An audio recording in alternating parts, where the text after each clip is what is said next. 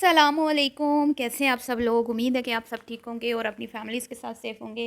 अल्हम्दुलिल्लाह मैं भी बिल्कुल ठीक हूँ। आप सब की दुआओं और सपोर्ट का बहुत-बहुत शुक्रिया।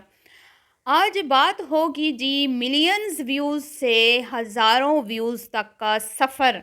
सोशल मीडिया पे एक सफ़र शुरू होता है जो कि बड़ा ही अच्छा लाजवाब किस्म का सफ़र का आगाज़ होता है और देखते ही देखते यूट्यूब पे एक चैनल जो है वो वायरल हो जाता है और घरेलू रूटीन जो सिंपल सादा जिसमें कोई ख़ास बनावटी चीज़ें नहीं दिखाई जाती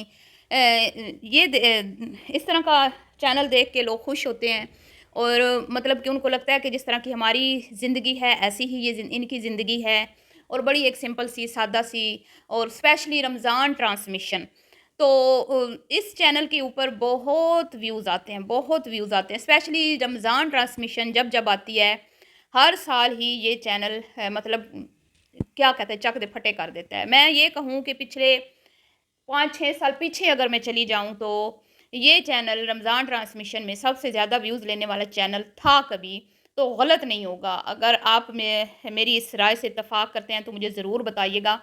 लेकिन फिर ऐसा क्या हुआ, ऐसी क्या गलती हुई कि लाखों में और मिलियंस में व्यूज़ लेने वाला चैनल धड़म से आके नीचे मुँह के बल गिरा और अब ये चैनल मतलब कि बहुत कोई है ऐसा टॉपिक थ्रिलिंग किस्म का टॉपिक आए तो जाके लाख से ऊपर व्यूज़ आते हैं और बेटी की शादी पर भी एक वीडियो मिलियन को हिट ना कर पाई और मैं कहती हूँ 3-3.5 लाख से ऊपर भी कोई ख़ास वीडियो नहीं गई।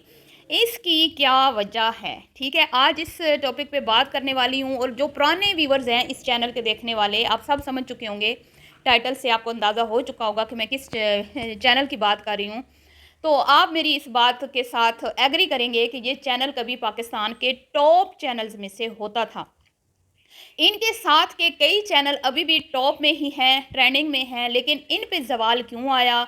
ये चैनल मुँह के बल औंधा क्यों गिरा? इसके ऊपर ऐसी क्या मिस्टेक्स की गईं, जिसकी वजह से इस चैनल की बर्बादी हुई? अगर ये चैनल उसी तसलसल से चलता रहता जैसा ये पिछले 6-7 साल पहले चल रहा था, 6 साल पहले तकरीबन, तो आज ये पाकिस्तान के मतलब के टॉप 10 यूट्यूबर्स में से ये यूट्यूबर होते और ये चैनल मतलब के टॉप 10 चैनल्स में से एक चैनल होता और इस चैनल से ये लोग मंथली लाखों में नहीं करोड़ों में अर्निंग कर रहे होते। लेकिन जी अफसोस अफसोस अफसोस सद अफसोस अपनी ज़िद अपनी अना और अपनी हठ दर्मी पे ये फैमिली अड़ी हुई है और अपनी गलती मानने को तैयार नहीं है और ख़ुद का ही नुकसान कर रही है। तो वीडियो को आपने बिल्कुल भी स्किप नहीं करना, चैनल को करना है सब्सक्राइब, वीडियो को करना है लाइक और शेयर। तो बात आपको पता है किसकी हो रही है जी? बबरचन आंटी की हो रही है। आज मैं एक मतलब उस नज़रिए से बात नहीं कर रही कि मैं इन पर रिएक्शन देती हूँ या मेरी कोई इनसे पर्सनली कोई खुन्नस बिल्कुल भी नहीं है। पर्सनली मैं इनको बिल्कुल भी जानती नहीं हूँ, मुझे कुछ पता नहीं है कि ये अपनी मतलब रियल लाइफ में किस तरह के हैं, अच्छे हैं, बुरे हैं, इखलाक वाले हैं, बद-इखलाक हैं। हम सिर्फ़ इनको इतना जानते हैं जितना ये लोग हमें दिखाते हैं, जितनी हमसे अपनी रियलिटी शेयर करते रियलिटी होती है या बनावटी जो भी ये चीज़ें शेयर करते हैं। अब हमें नहीं पता कि वो मतलब कि उसमें हमें रियलिटी किस हद तक दिखाई जाती है। ज़्यादातर उसमें फेकनेस ही होती है।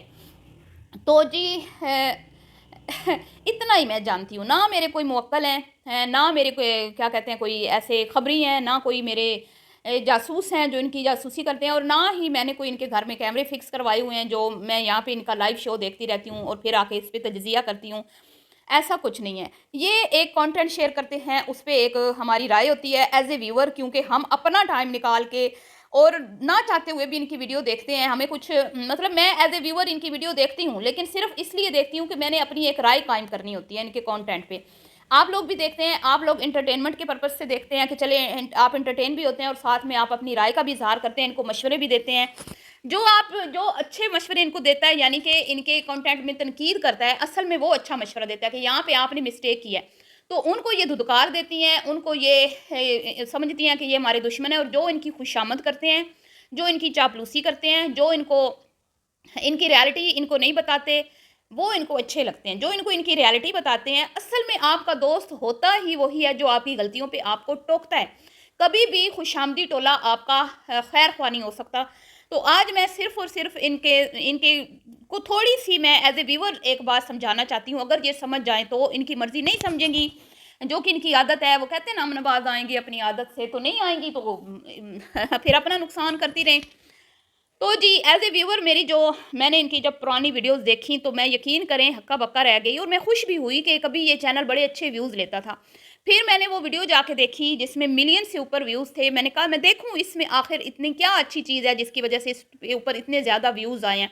वो ईद की एक सेलिब्रेशन की वीडियो थी, ईद सेलिब्रेशन की।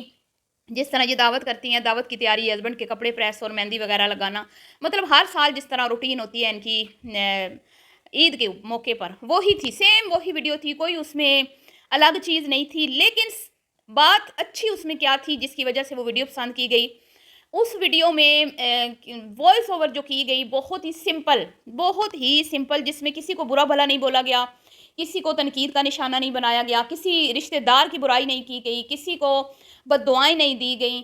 उसमें सिर्फ़ और सिर्फ सिंपल सिंपल ये बताया गया कि आज ईद का दिन है, आज मैं खाने में दावत, क्योंकि मेरे घर में है, मैंने अपने करीबी जानने वालों की, रिश्तेदारों की दावत रखी है, और मैं ये कुकिंग कर रही हूँ, इस तरह की मैं चीज़ बना रही हूँ, और साथ में रेसिपी शेयर हुई। फिर हस्बैंड के कपड़े प्रेस किए गए, और क्योंकि चैनल वर्चन आंटी का था तो फुल टाइम वर्चन आंटी का के ऊपर ही फोकस था, कैमरा जो भी वर्क कर रहा था, और वॉइस ओवर भी आंटी जी की थी। तो आंटी जी ने अपने काम हमसे शेयर किए कि अब ये टाइम है, रात को बाकी सो गए थे, लेकिन हम क्योंकि ख़वातीन हैं, हमने तैयारी करनी है, हम लोग नहीं सोए। फिर सुबह उठ के उन्होंने जो भी चीज़ें मीठा वीठा बनाया, और फिर आंटी ने दिखाया कि ये देखें मेरी बेटी ने मेहंदी लगाई है, हाथ पे भी और पाँव पे भी। और कहीं पर वीडियो में मुझे नहीं लगा कि मतलब कि किसी को बुरा भला बोला गया, किसी को बददुआएं दी गई। बड़ी एक सिंपल सी वीडियो, और बड़ा एक सिंपल सा उसके ऊपर मतलब काम के रिलेटेड जो भी वो काम कर रही थी, साथ साथ बता रही थी मैं ये कर रही हूँ, ये कर रही हूँ। तो इस तरह तो ये अब ये लोग उस ट्रैक से हट गए हैं। एक तो इनकी फैमिली में एक से ज़्यादा चैनल बन चुके हैं।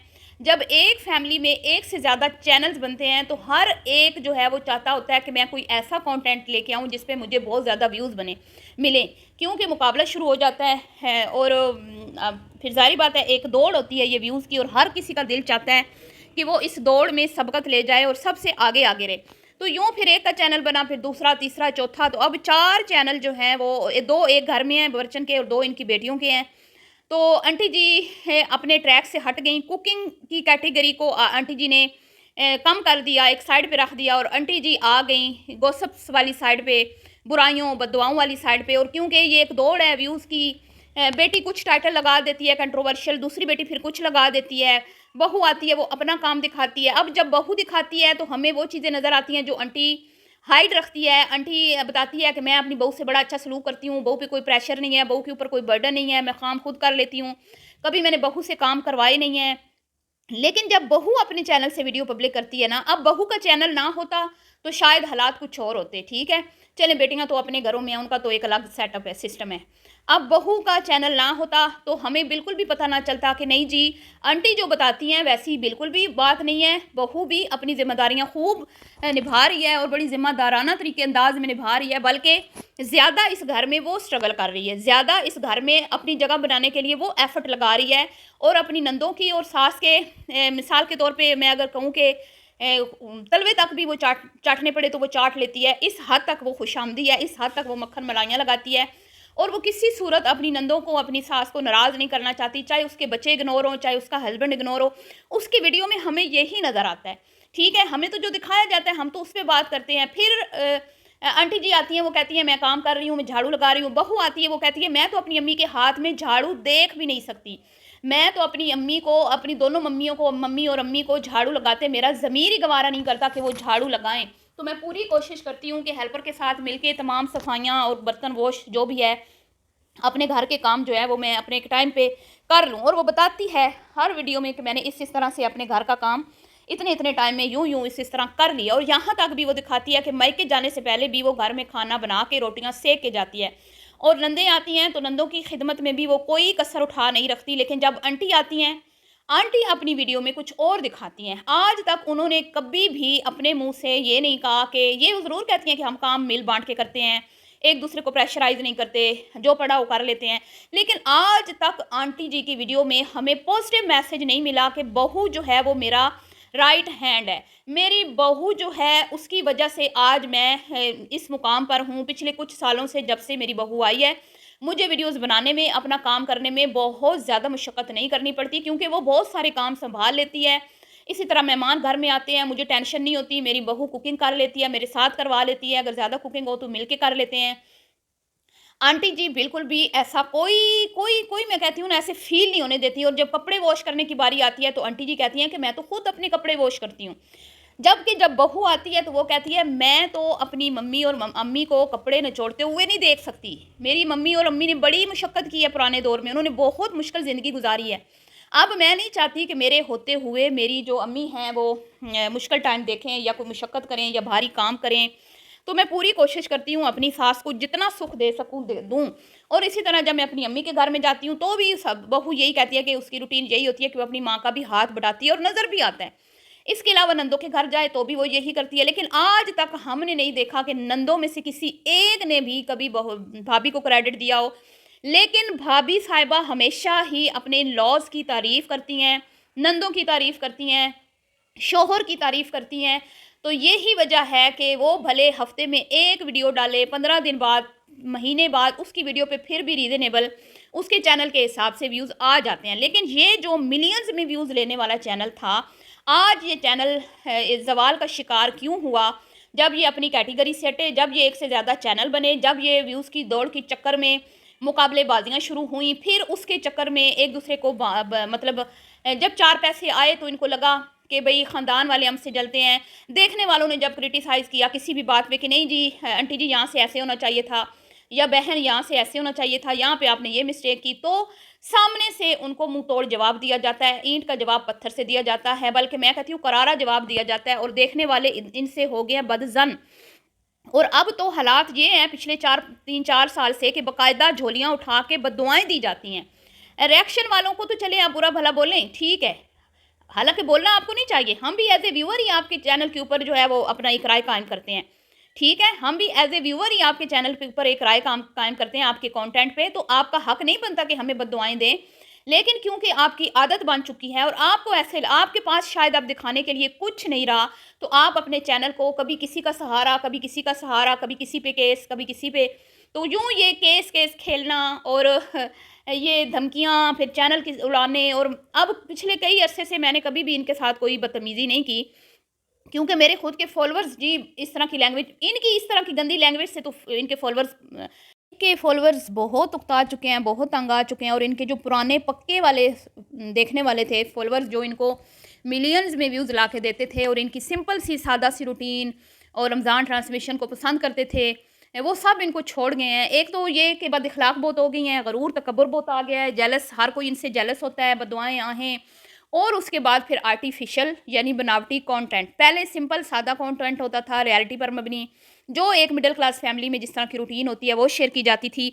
लेकिन अब ये थालियाँ सजाना और फिर वो चाँद दे के एक जो इंट्रो बनाया जाता है, मतलब कि अपना पड़ोसी कल्चर से मुतासिर होके कुछ चीज़ें की जाती हैं, और फिर आहिस्ता-आहिस्ता जैसे कभी पर्दा, कभी हिजाब, कभी स्कार्फ, कभी डांस, कभी नमाज, कभी फ़िल्में, कभी ड्रामे, कभी तहज्जुद, कभी मतलब कि इस तरह के, और डेली का एक न्यूज़ ख़बरनामा जो नशर होता है इनके चैनल से।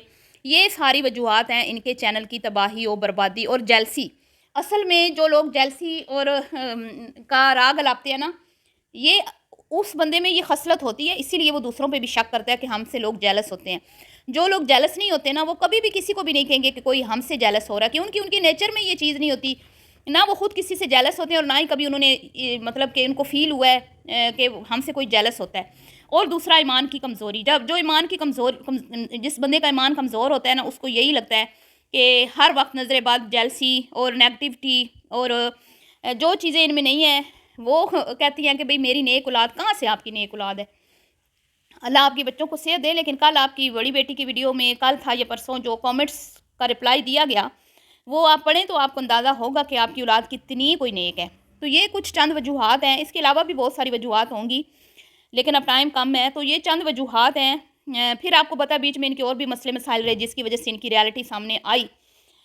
तो अब लोग जी इनको बिल्कुल भी अ, कोई ज़्यादा इनको व्यूज़ नहीं आ रहे, और मिलियंस में फिर लाखों में व्यू लेने वाला व्यूज़ वो चैनल हज़ारों पे आ गया है, और फॉलोअर्स पिछले 3 साल से मैं कहती हूँ कि 7 लाख कंप्लीट नहीं कर पाया। 3 साल से मैं देख रही हूँ, इनके 6 लाख फॉलोवर हैं। अंदाज़ा लगा लें, 6 लाख से ऊपर कुछ हज़ार हुए हैं, आगे नहीं बढ़ पाया। और इनकी जूनियर पलवशा कुक्स ऑफिशियल जो बहुत बाद में आई इनसे, वो इनसे बहुत आगे निकल चुकी है। उसके फॉलोवर्स देखें इसके, जब हमने इन पे रिएक्शन देना स्टार्ट किया था तकरीबन 2-3 साल पहले, जब इनकी 2 साल पहले, तब इनके से 6 लाख फॉलोवर्स थे इससे, और उस टाइम पलवशा के कुछ थे 4 लाख। लेकिन अब वो आप देखें कि वो मिलियन को हिट करने वाली है। उसके 8-9 लाख फॉलोवर्स हो चुके हैं। और नूश किचन देख लें जो इनके साथ शुरू हुई थी, नादिया शाजिया देख लें, और बाकी कितनी हैं, और बहुत सारी हैं, फ़ाखरा, राशिदा जो इनके बाद आई हैं, बहुत बाद आई हैं इनके। फ़ाखरा नहीं, राशिदा बहुत बाद आई है, फ़ाखरा तो बहुत पहले थी, शायद इनके साथ ही आई हो। तो वो देख लें आप, और इनका हाल देख लें, और इनको ज़रा एहसास नहीं होता इस बात का कि हम अपनी बेवकूफ़ियों की वजह से अपने चैनल को तबाह बर्बाद कर रहे हैं। वो चैनल जो हमारी हमारी जिसकी वजह से हमारी ज़िंदगियों में बहारें हैं, इसका पैसा आता है तो हम लोग खाते हैं, पीते हैं, ऐश करते हैं, घूमते हैं, फिरते हैं, अपनी प्रॉपर्टियाँ बना रहे हैं, उसके ऊपर इनका कोई फ़ोकस नहीं है। सिर्फ़ हसद, जलन इनको मैं कहती हूँ ले डूबा है, और मुकाबलाबाज़ी। तो लगे रहे मुन्ना भाई, हमें तो कोई मसला नहीं है। बाकी रिएक्शन से कोई कानून किसी को नहीं रोकता। अगर रोक सकता होता तो आज ये जो इतने सारे बैठ के सहाफ़ी रोज़ाना अपना एक व्लॉग बनाते हैं, बल्कि एक दिन में कई व्लॉग बनाते हैं, वो सारे ना बैठे होते। तो मुझे नहीं समझ आती कि उनको केस खेलने का क्यों शौक़ है, अपना पैसा इनको ज़ाया करने का क्यों शौक़ है। शायद हलाल के होते तो बिल्कुल भी ना ज़ाया करती। ईज़ी आ रहा है शायद इसलिए। लगाएँ पहले एक केस जो है, पहले उसकी अपडेट दें जो आपने एक लाहौर वाली फ़ैमिली पे केस किया था, जिसका ना तो लाहौर वाली फ़ैमिली ने कोई ख़ास जवाब दिया। हमें नहीं पता कि वो राग तो उन्होंने अलापे थे कि हम जीत गए हैं, लेकिन कोई वहाँ से बाकायदा वीडियो आई नहीं कि क्या बना उसका, जीते, हारे, कैसे जीते, कैसे नहीं, कुछ नहीं बताया उन्होंने भी। वो भी अपनी बातों से मुकर गए, अपने किए हुए वादों से फिर गए। तो ये सब एक जैसे ही होते हैं। उसके बाद ये मुहतरमा जी, इन्होंने तो बाद में ज़िक्र ही नहीं किया। तो अब ये उस केस से तो मुझे नहीं लगता कि इनको कोई कामयाबी हासिल हुई है। अब ये मेरे पे अटैक कर रही हैं, तो चूड़ियाँ कोई भी नहीं पहन के बैठा होता। हमारी भी जेबें भरी हुई हैं नोटों से, आप टेंशन ना लें। कानून सब के लिए बराबर ही होता है। पहले तो मुझ तक पहुँचे ना, फिर बात होगी। चलिए जी, मिलती हूँ नेक्स्ट वीडियो में, अभी के लिए इतना ही। अल्लाह हाफ़िज़।